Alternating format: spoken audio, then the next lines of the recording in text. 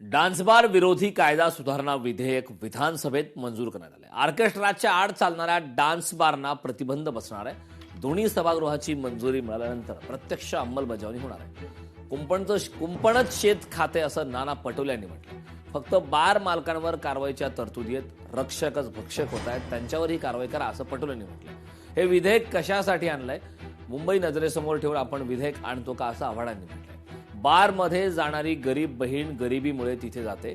विधेयकातील अश्लील शब्दाचा अर्थ काय, अश्लील शब्दात स्पष्टता आणा असं आव्हाडांनी म्हटलं। तर कायद्याची अंमलबजावणी होते की नाही हे तपासण्याची जबाबदारी पीआयची असते असं अमित साटम यांनी म्हटलंय। तर डान्सबार संदर्भात लोकशाही मराठीने वारंवार आवाज उठवलेला होता। मागच्या अनेक दिवसांपासून लोकशाही मराठी या संदर्भात आपल्यापर्यंत महत्त्वाचे अपडेट पोहोचवत आहे, आवाज उठवलाय। आता डान्सबार विरोधी कायदा अखेर आता सुधारणा विधेयक मंजूर झालं।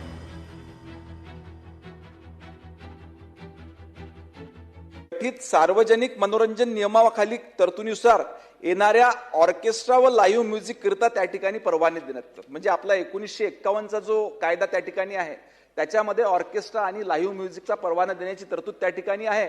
आणि अनेक ठिकाणी ह्या लायसन्सचा वापर करून चुकीचे कामं त्या ठिकाणी होत असल्याच्या तक्रारी शासनाकडे वारंवार त्या ठिकाणी प्राप्त होतात। म्हणून आता आपण जी सुधारणा करतोय की राज्यातील ऑर्केस्ट्रा आस्थापना ह्या देखील महाराष्ट्र, आपण जो 2016 साली जो कायदा तयार केला, महाराष्ट्र हॉटेल, उपहारगृह आणि मद्यपान कक्ष यांच्यामधील अश्लील नृत्यावर बंदी घालण्याबाबत व त्या ठिकाणी काम करणाऱ्या महिलांच्या प्रतिष्ठेचे संरक्षण करण्याबाबत अधिनियम 2016 या अधिनियमाअंतर्गत आणण्यासाठी आपण हे या ठिकाणी विधेयक या ठिकाणी आणतो आहे। त्यामुळे लाईव्ह म्युझिक परफॉर्मन्स म्हणजेच ऑर्केस्ट्राचे लायसन हे आता येणाऱ्या काळामध्ये महाराष्ट्र पोलीस अधिनियम 1991 या अधिनियमाऐवजी सन 2016च्या कायद्यामध्ये देण्यात येईल। यापूर्वी ऑर्केस्ट्रा व लाईव्ह म्युझिक कार्यक्रमांचे लायसन्स घेऊन त्याच्या आडून आस्थापनांमध्ये अश्लील नृत्य करण्याच्या प्रवृत्तीस आळा बसेल। प्रत्यक्ष संगीत सादरीकरण याचा अर्थ हॉटेलमध्ये किंवा उपहारगृहात किंवा मद्यपान कक्षामध्ये वाद्यांचा किंवा ध्वनिमुद्रण साधनांचा वापर करून संगीतासह किंवा संगीताशिवाय एकतरी वैयक्तिकरित्या किंवा गटामध्ये केले जाणारे गाण्याचे सादरीकरण अशी व्याख्या या दोन्ही अधिनियमामध्ये त्या ठिकाणी करण्यात आलेली आहे।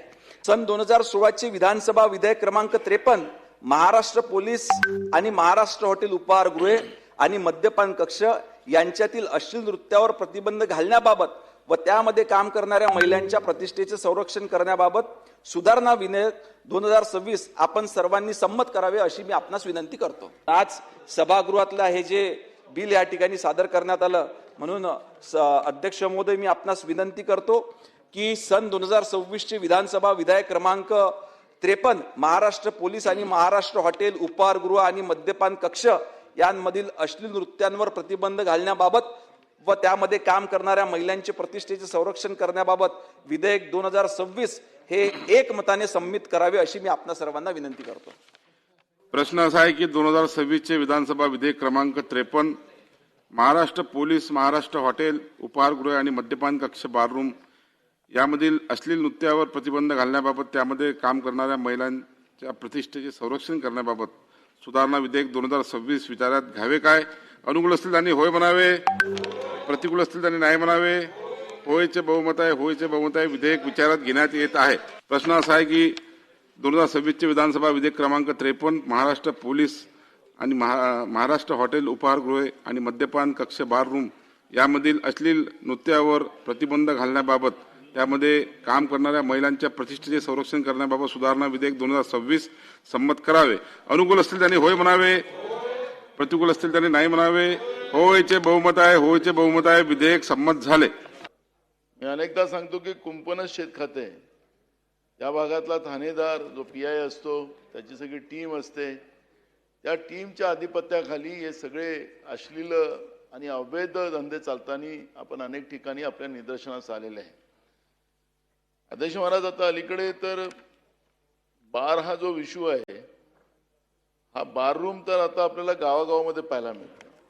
इतक्या परवानग्या आपण देतोय बाररूमच्या, शाळेच्या बाजूला, मंदिराच्या बाजूला आता बाररूम खेड्यापाड्यातही पोहोचले। आणि ही जी काही कालपर्यंत मोठ्या शहरामध्येच हे जे डान्स बार होते ते आता तालुक्याच्या पातळीवर पोहोचलेत आणि तिथेही आपल्याला या पद्धतीची व्यवस्था पाहायला मिळते असं चित्र आज महाराष्ट्रामध्ये आहे. कधी कधी तर आपल्या राज्यामध्ये दारूबंदी कायदा आहे. आता या दारूबंदी खात्याचं नाव आपल्याला बदलावं लागेल, दारू उघडा खाता करावा लागेल. आता या कायद्यामध्ये काही तरतुदी केल्या पाहिजेत, कारण की पोलीस विभाग जेव्हा या कायद्याचंच उल्लंघन करते, आपण फक्त बिअर बार, आपण ज्या डान्स बारचा जो मालक असतो त्याच्यावर आपण कारवाई करायची तरतुदी असतात. अश्लील नृत्यावर प्रतिबंध घालणे आपण व्याख्या देखील सांगितली की अश्लील नृत्य याचा अर्थ काय. पण याच्याबरोबरच अध्यक्ष महोदय, या ठिकाणी जे हॉटेल, उपाहारगृह, मद्यपानची जी आहेत लायसन्स घेतलेली ऑर्केस्ट्राची, तर याच्याबरोबरच काही काळापुरती किंवा काही दिवसांकरता निरनिराळ्या ठिकाणी पर्यटन स्थळावर हॉल घेतले जातात आणि मोठ्या प्रमाणावर त्या ठिकाणी एकत्र केलं जातं. सोशल मीडियामध्ये त्याच्या जाहिराती राजरोसपणे केल्या जातात आणि त्या ठिकाणी अश्लील नृत्याबरोबर ड्रग्ज, हुक्का हे सगळं काही होत राहतं अध्यक्ष महोदय. तर याचा आपल्याला अंतर्भाव करता येणार आहे की नाही, याचा आपण अंतर्भाव केला पाहिजे. तर त्याचा अतिशय कठोरपणे आपल्याला करणं आवश्यक आहे अध्यक्ष महोदय. आणि दुसरं की याच्यामध्ये ज्याच्या पोलीस स्टेशनमध्ये हे चालतं, ज्या ठाणेदाराच्या, त्याच्यावर कुठली ना कुठली कारवाईची देखील या ठिकाणी प्रोव्हिजन असली पाहिजे अध्यक्ष महोदय. डान्स बार किंवा ऑर्केस्ट्रा बारमध्ये काम करणाऱ्या या महिला तिथे कोणत्याही आवडीने किंवा हौसेने जात नाहीत, तर केवळ आपली भूक भागवण्यासाठी आणि कुटुंबाचा गाडा चालवण्यासाठी पैसा मिळवणे हाच त्यांचा एकमेव उद्देश असतो. सरकारने या महिलांना पर्यायी आणि सन्मानजनक रोजगाराची ठोस व्यवस्था करून दिली आहे का. दुसरा माझा या ठिकाणी प्रश्न असा आहे की या लायसन्सच्या नावाखाली होणाऱ्या पळवाटा बंद करून महिलांची खरोखर सुरक्षा होईल का. कायद्याच्या चौकटीतून बाहेर काढल्यामुळे या महिलांचे शोषण थांबणार आहे का. अधिक छुपे आणि भूमिगत धोकादायक होणार तर नाही. यामुळं गुन्हेगारी प्रवृत्तीच्या लोकांना आणि दलाल जे आहेत त्यांच्या विळखात त्या अधिक सुरक्षित होणार आहेत ना असुरक्षित होणार आहेत, याची शासन शाश्वती देणार आहे का. मला वाटतं की हे बिल आणलंय कशासाठी, हे बिल आणलंय कशाला. मुंबई नजरेसमोर ठेवून आपण बिल आणतो का. मग तमाशाचं काय करायचं. तमाशा ही आपली लोककला आहे, आपण त्याच्यावर कधी बोलतो का. त्या बारमध्ये काम करणारी माझी गरीब बहीण ही परिस्थितीनुसार तिथे जाते, तिच्यावर आलेली परिस्थिती कारणीभूत असते. तिच्या पोटाचा आपण कधी विचार करणार आहोत की नाही, तिच्या मुलाबाळांचा आपण विचार करणार आहोत की नाही, तिच्या बेरोजगार नवऱ्याचा आपण विचार करणार आहोत की नाही. अश्लीलतेचं आपण, आणि हे लायसन्स राज आहे, लायसन्स मिळणारच नाही का. लायसेंस मिलना रहा है, सिर्फ एक का भाव 2 रुपया होने वाला है, सिर्फ पुलिस स्टेशन का रेट बढ़ने वाला है.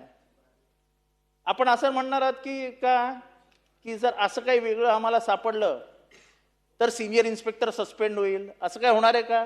नाही होणार आहे. सगळं तसंच चालणार आहे. व्यवस्थेमध्ये काय बदल होणार आहे का. नाही होणार आहे. मग हे का करतो आपण. मग का करतो. सुप्रीम कोर्टाचे डायरेक्टिव्ह आहेत. सुप्रीम कोर्टाचे बार म्हणजे हे डान्सिंग जे काय आहे त्याच्यावरती काही डायरेक्टिव्ह आहेत. ओ साहेब, काही डायरेक्टिव्ह आहेत, त्याचं पालन करायला हवं. आणि म्हणून मला वाटतं की हे बिल आपण आणलंय हे एका चांगल्या उद्देशाने आणलंय. पण ह्याच्यात अश्लील म्हणजे काय याचं वर्णन आम्हाला आपल्या तोंडातनं आपण स्पष्टपणाने महाराष्ट्राला सांगावं. अध्यक्ष महाराज, परंतु आपला 2016चा कायदा अस्तित्वामध्ये असताना सुद्धा सर्रासपणे काही एरियाजमध्ये, म्हणजे समजा दहिसरचा टोलनाका क्रॉस केला की मग मीरा रोड आणि ह्या सगळ्या भागामध्ये दोन्ही बाजूला सगळं तेच वातावरण आहे, किंवा पनवेल आणि या सगळ्या अशा विशिष्ट आणि तसे असे काही मुंबई शहरामध्ये दासीसारखे अजूनही असे जॉईंट्स आहेत जे आधीसारखेच चालतात अध्यक्ष महाराज. आणि त्यामुळे हे जर खऱ्या अर्थानं आपल्याला मुळासकट उखडून फेकायचं असेल तर या कायद्यामध्ये सुधारणा आणली पाहिजे. चांगलं आहे, ही चांगली सुधारणा आणली आहे मंत्री महोदय, मी तुमचे अभिनंदन करतो. परंतु त्याचबरोबर हे कायद्यानुसार ह्या ठिकाणी हे चाललंय की नाही चाललंय हे पाहायची जबाबदारी कोणाची असते अध्यक्ष महाराज? ही पाहायची जबाबदारी तिकडच्या लोकल पोलीस स्टेशनची असते, तिकडच्या पीआयची किंवा सिनियर पीआयची असते. आणि त्यामुळे या कायद्याचं उल्लंघन जर एखाद्या ज्युरिस्डिक्शन मध्ये झालं तर जोपर्यंत ती रिस्पॉन्सिबिलिटी तिकडच्या सिनियर पीआय किंवा पीआय वरती येत नाही, ती रिस्पॉन्सिबिलिटी त्यांच्यावर जोपर्यंत फिक्स होत नाही तोपर्यंत अध्यक्ष महाराज आपण अशा 10 सुधारणा जरी आणल्यात ना या कायद्यामध्ये तरी त्याचा काहीही उपयोग होणार नाही.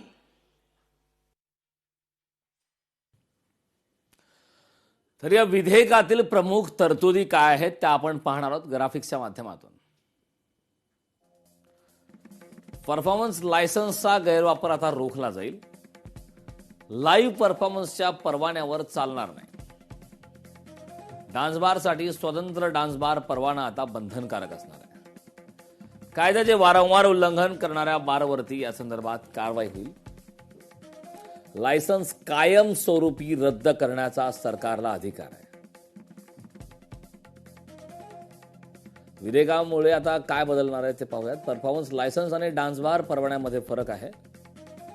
विनयभंगावर त्वरित कारवाई केली जाणार. परवाना निलंबन किंवा रद्द करण्याची प्रक्रिया सुद्धा आता यामध्ये एक नवीन महत्वाची अपडेट आहे. विधेयकामुळे काय बदल होणार आहेत त्यावरची माहिती घेतोय. बेकायदेशीर डान्स बारवर अधिक नियंत्रण असणार आहे.